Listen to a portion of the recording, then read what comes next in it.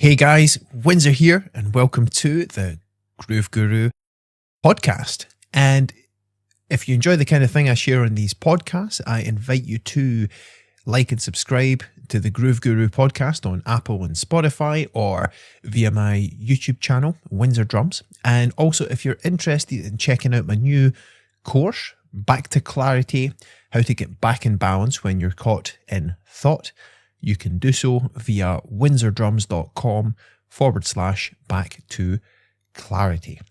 And today I want to explore something that I keep coming back to in my own life, and which is also something that's at the heart of what I share in these solocasts. And that is living in beautiful feelings more and more of the time.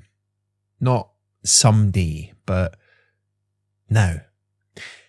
Because when you really see where the beautiful feelings that you're looking for come from, you realize they're always readily available when you know where to look. So I'm going to start off saying that living in beautiful feelings is what we all really want. All right. And, we create every experience that we have in life in accordance with the way that we feel. And another way of saying that is we live in the feeling of what we think, or we live in the feeling of what our mind's doing and where our attention is moment to moment. And that we're creating our entire experience of life this way, from the inside out, 100% of the time. Okay. And what I'm pointing to is that the beautiful feelings that we really look for, they're not outside of us. They come from within us. And it might seem obvious when we consider this, but what do you think that you feel moment to moment? Is it like something outside of you that's happening on the news, or maybe in another country, or something that's happening in the world that you're not aware of? Or is it what you're actually aware of via your mind? Well, as you've probably guessed, I'm firmly in the camp of the latter, and I'm going to be pointing there and exploring this more today. And is the Crowded House song Weather With You. I heard it earlier today. It came on when I was out and about. What that beautifully points to is that you create your emotional weather from within you. And what I'm going to say is that that's always the case wherever you are. And ultimately, it's your attention that determines your experience and the extent to which you live in beautiful feelings. And these beautiful feelings, and the beautiful feeling that I'm pointing to, is really about you living more in harmony with your true nature, with who you really are at core. And it's not about chasing better thought content and fixing your thinking, but seeing this deeper context that it all arises in, which I'm going to call the real you. Now, as I see it, what can often get in the way of experiencing the beautiful feelings that we're after more and more, and where people complicate that, it's a misunderstanding of how we are creating our experience. And there's a common pattern that can show up that is, I'll be happy and _ experience beautiful feelings when. And that can be anything from when I get this thing in the world, when I have X amount of money in my bank account, when I get that partner, or when that person or that situation changes, or when I fix all my problems, and when reality fits all my pictures of how I think it should be, then I'll feel beautiful feelings and be happy. And, we're free to believe that as being the case, and we can create that illusion and live from that way as if it's true or real. And many people do that, and leads to what I'm going to call normal. And that's fine if you want to play the game that way, but as I see it, it's just a bit limiting. And what I'm pointing to here is that, you can live much more in alignment with the way that you're really designed, and live with much more beautiful feelings right now, right here, whatever's happening in the world, okay? And why is because living with beautiful feelings is your natural state, and it can become your dominant normal much more if it's not already. And in my experience, it's always wonderful to experience that. And it's living in such a way that really freed me from the ongoing depression that I experienced for years, and it makes life ongoingly so much more awesome than I thought was possible. For real. And if you really hear what I'm pointing to here, you can really set yourself free. And as I see that, that's really worth exploring. All right. So one of the key moments that I really caught on to this, it relates to something that my dad used to say to me, which was, you're doing it to yourself. Now, context, around the time that my mum died a few years ago, I would often think myself into a state, right? Worrying and insecurity and all that. And my dad, he would see that and he would pick up on it and point to it. He's like, you're doing it to yourself. And when I started to get hip to that, get wise to that, and actually see that, it was some of the best news that I've ever received. One of the most amazing things I've ever realized. Because what I would start to realize, without having the language to articulate it at the time, was I would start to see that the only one creating my experience of everything was me. And then I'd start to see that, and this was gradual and then became, wow, like huge, was that I'd start to see the times that I would just be about to think myself into a state and see that I can do that, but what the fuck do I want to do that for? So I would drop it. And when I started to see that it was optional to think into certain kinds of thinking, it then just started to make sense to do that across the board, not just with my mum, but other things. And it completely changed the landscape of how I lived life in ways that are ongoing and beautiful and practical and very worth their salt. And so when I saw that, it really changed everything for me. And I'd spend so much less time in the unnecessary mental fog and much more time in clarity. And really, that's the key that I want to point to, is that when we do less of what bogs us down and weighs us down psychologically and allow our experience to flow naturally, our psychology, it takes care of itself, and we start to, with awareness, drop into beautiful feelings that are at the heart of life more and more, and actually live from that space. Okay.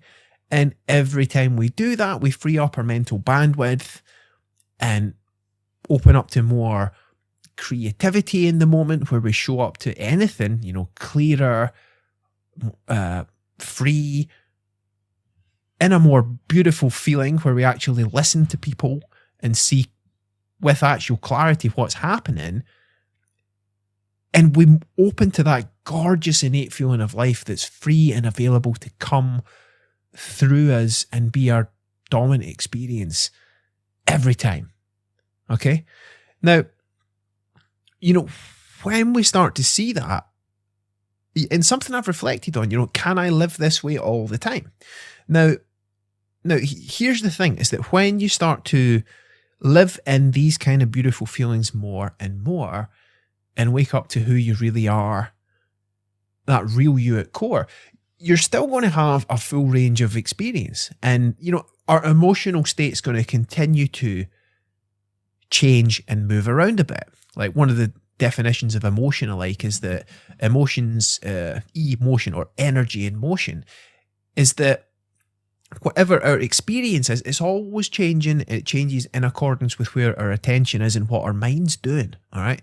And things like, anxiety and low moods and insecurity, these things will still arise. Okay. And it's normal. And I'm going to say that you can never stop yourself feeling these things, and you probably will. All right. If you think it, you feel it. It doesn't matter who you are.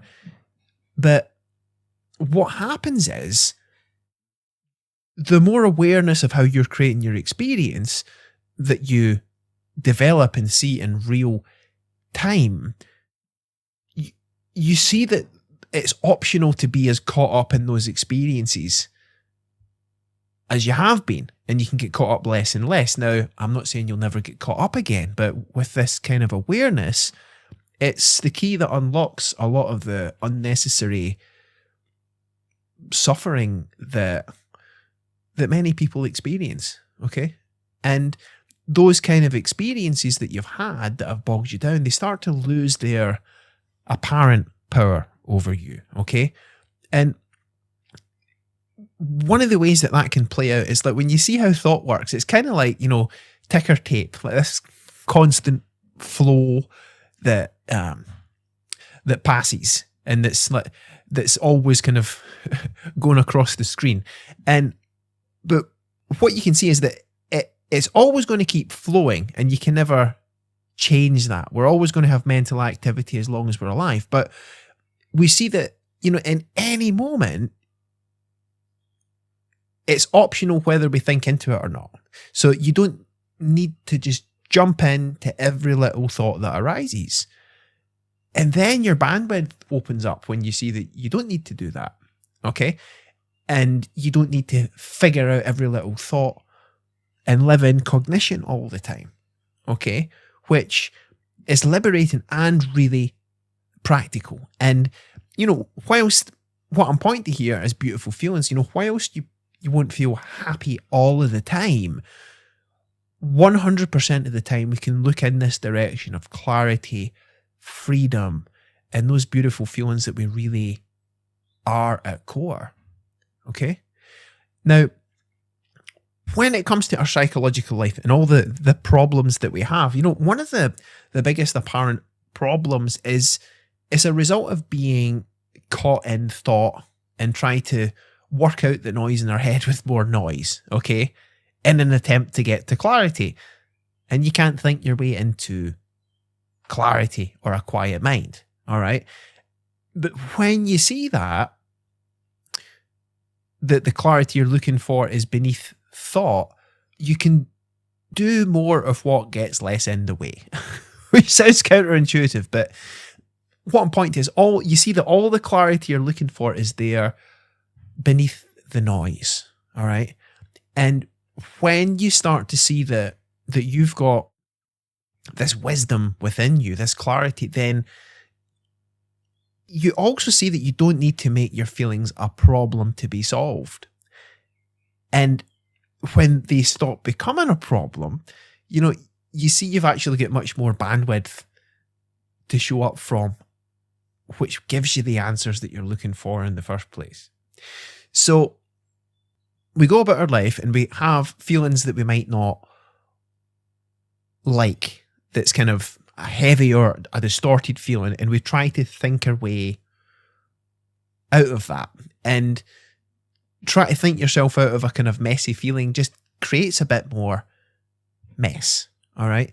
And we see that when we go down, and we all go up and down all the time, and when we go down and our mood drops, what I'm suggesting is that's not the time to think into our thinking, okay? which it runs counter to what most psychologies do. Like, you have a problem and you take that to the session and you think into that and you slosh about in it. And I've done that. I did that for years. Didn't really help. And, reframing it can make some kind of, it could give some kind of perspective, but wasn't the answer that showed me how to get my own answers and that deeper feeling that I'm pointing to. So what I'm saying is, when your mood drops, rather than going into your thinking, it's more an invitation to look to our wisdom and that space that knows how to take care of any feeling. And from that space that we can ride out any feeling with our resilience, and from that space let really new and helpful fresh perspective arise. Okay. Now, a cool example of this recently that happened is, a few days ago I was doing some work related to my father's estate and the resolution of that, and I saw that as I was focusing in that direction, that I dropped into quite an unclear headspace. It was a bit distorted and feeling a bit stuck. But what occurred to me was that I knew better than to think into the situation from that level of clarity. So I stepped back from that. I stepped back from my thinking, let it flow, and looked to my wisdom. And it occurred to me, do some gardening. Okay. Now, not because a clear head was outside in the garden. All right. But it was a way that my wisdom, my intelligence knew as something to do as I rode that unclear feeling out and let it flow and create less of a mess and do less damage and do more damage to the hydrangeas or whatever else in the garden. And as I rode that feeling out, then my head cleared and new fresh thinking arose and my perspective elevated, and I saw what to do with much more clarity. All right. And again, the situation hadn't changed, but my level of consciousness changed, my mood changed, and everything looked different. Okay. And one thing that actually showed up then was, when I was in the garden, just letting thought flow freely through me, I had an insight that was life-changing as well. And it was about emotional security. And out of the blue, it popped into my head, like crystal clear, like, your emotional security doesn't come from your dad. And I reflected on that, and what I saw that, and again, this is how, just reflecting and allowing yourself to live from your wisdom can really change you from inside out in real time. And when that insight popped up, I reflected and realized that for years, since my mum passed, my biggest fear was my dad passing, my dad dying. And for some reason, I had connected my emotional security, my inner state of being okay with my dad being alive. Now, what was apparent was that, well, is that true? Because there were times that when my dad was alive, I would feel secure and well within myself, and times I would feel more insecure. And we all fluctuate on that continuum, secure, insecure. And then I looked and thought, well, okay, is that true? Well, my security came from my dad. But no, because even though my father was now dead at the time of this, there's times that his state of aliveness is not changed. And I say this with respect, that since he passed, there's times I felt secure and there's times I felt insecure. And it was just a beautiful pointer to that our sense of security, and again, sense of that groundedness and calmness that we're looking for, it's not a thing out there in the world, it's an inner state of being. And that inner state of our wisdom and our clarity and our security and beautiful feelings that we're looking for, it's always available. It's the state of our wisdom. It's the state of our quiet mind when we let the noise settle. And it's the state of our clarity that we're designed to live from. And again, what I'm pointing you to notice here is, when your head isn't clear and is a bit noisy, it's not a call to efforting with your thinking, but more of a call to look in a new direction, which is the one that's within you. That space of wisdom that you can always look to. That's the space that's always got your back. Now, the more, as I say, the more we live from that space of our wisdom, beautiful feelings become our compass for living life. Okay? That when you stop seeing your feelings and your emotions as a problem that you need to solve, you can see them in a new way, that to see how clear you are in your head in the moment. Okay? And when your head's not clear, rather than seeing that as a pointer to roll up your sleeves and dive in and try to fix your thinking and effort to do that, to see it as an invitation to look to your wisdom. Okay? And it's a space, again, you can always look to, that it's the space that's profoundly practical. It's a space that can guide you through life with real clarity. And it's the space that all the beautiful feelings that you've searched for are. Because, all of your life, it's an experience of your conscious state. That everything we see is a projection of what your mind's doing. And the more we understand that, the more gracefully we can experience life from wisdom and beautiful feelings. And that way, beautiful feelings become your compass, your North Star, your guide for living your whole life. And from there, you see clearer, you choose better, you feel better, not perfectly, not perfectionism, not obsessing, but with a real clarity that just makes life, the gorgeous feeling, reveal itself so much more often than not. So as an invitation this week, see if you can notice where you're thinking yourself out of the beautiful feelings. See if you can see when you're doing it to yourself. And if you do, don't make that into a problem to be solved that you've got to do from your intellect, but as an invitation to let your experience flow through you and know that space of your wisdom has always got you. And the more you look to that space inside you, the more you naturally live in beautiful feelings, the way you are designed to live, that happiness, which is who you really are. And the more you do this, the more beautiful life gets, the more you fall in love with life.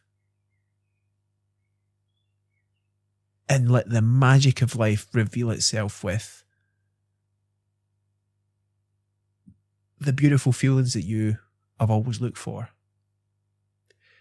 So have fun, live in beautiful feelings every chance you get, and I'll speak with you soon.